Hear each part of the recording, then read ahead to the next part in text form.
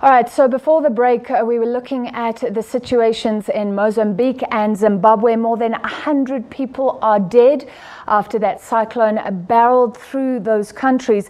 Looking at Zimbabwe, 65 people were killed in the east of the country, and the UN in Zimbabwe says nearly 10,000 people were affected. So Zimbabweans involved in relief efforts here are Kennedy Mandaza joining us in studio, and Chenjerai Kangusaru. Thank you for being with us, gentlemen. Mr. Mandaza, it sounds absolutely devastating. Let's start with what your fellow Zimbabweans are experiencing. Our fellow Zimbabweans are in a dire straits at the moment, particularly those that are in the eastern part of Zimbabwe, where the torrential rains as a result of the cyclone have hit hard on quite a number of them. Bridges have been destroyed, telecommunications have been destroyed, and we have seen quite a number of people dying. Some of them are still marooned on mountains. The efforts by the army to rescue some of them have proven to be a little bit difficult because of the weather conditions. So we are seeing a situation where a lot of help is needed because some of the houses have been swept by the floods, and there is a possibility that we might have an unprecedented number of people dying in one particular area. So we're hearing the death toll 65, but that could go up even more. To plus or minus, plus or 200 more or more. It's quite devastating. So, and people in inaccessible areas, just explain that. We're hearing that people are so cut off that no one actually can get to them. Definitely. Nobody can come to them. Buses that are stuck in between, so much that there's no help. And even the government is saying, please, those people that do not have food, share the food until the help has come.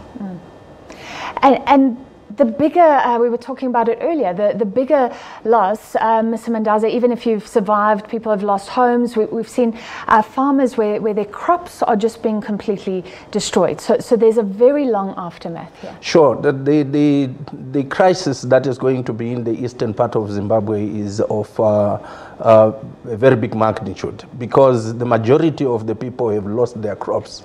We have been in our farming season, and the majority of them had put in their crops on the ground and were expecting to go out harvesting, and all that have been swept by the floods. And even today as we speak, those who have had their houses swept by the floods, they don't have food. And we have had schools that have been destroyed.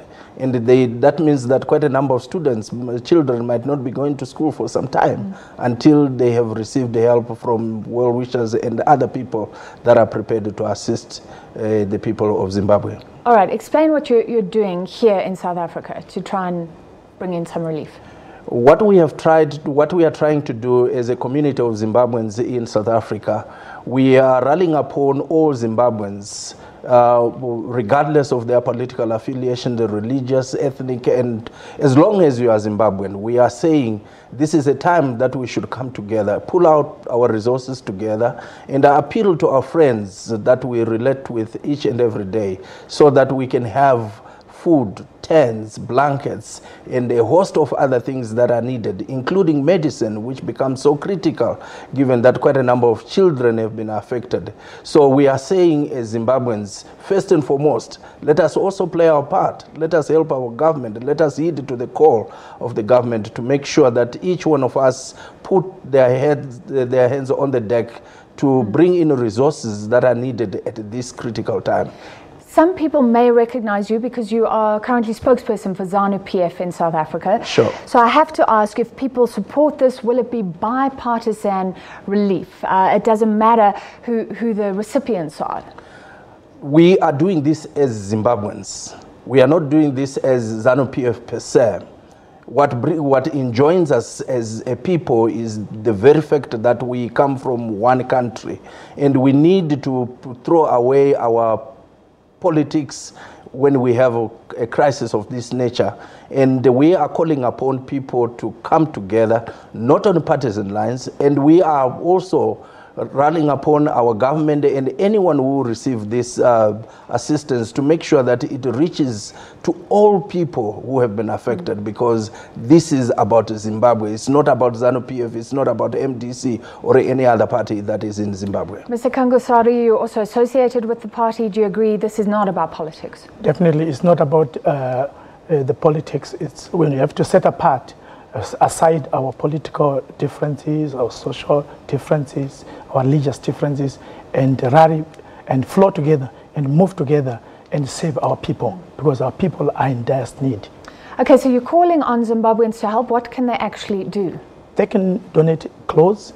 Is it, how do practically they do this? Do they phone a number, go online? What do they do? They can phone me, and they can phone also our coordinator.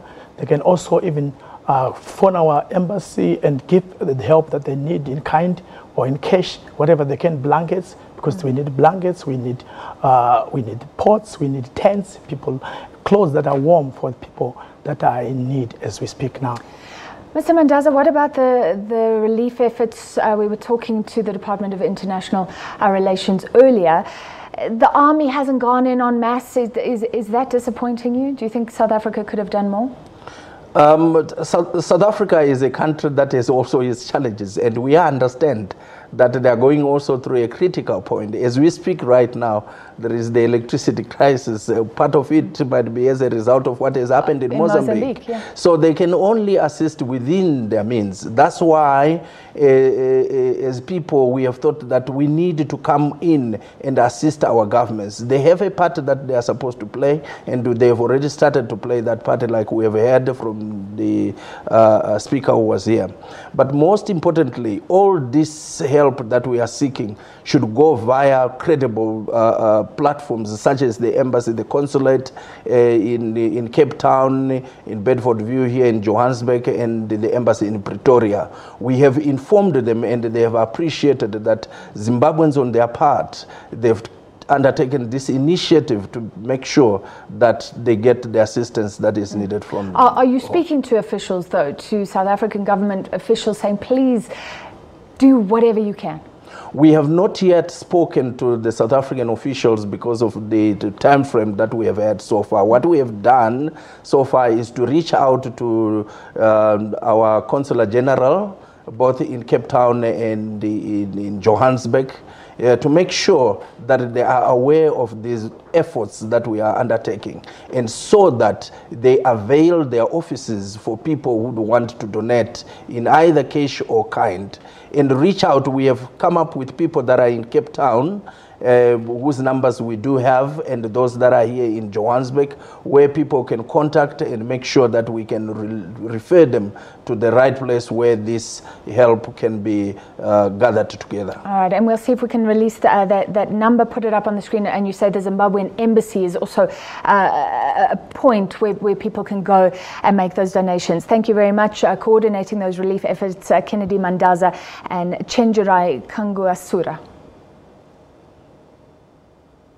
And we've been asking you tonight, how should we as South Africa help the people of Mozambique and Zimbabwe? Continue to engage with us, #FullView on Twitter, and we'll play some of those voice notes. Let's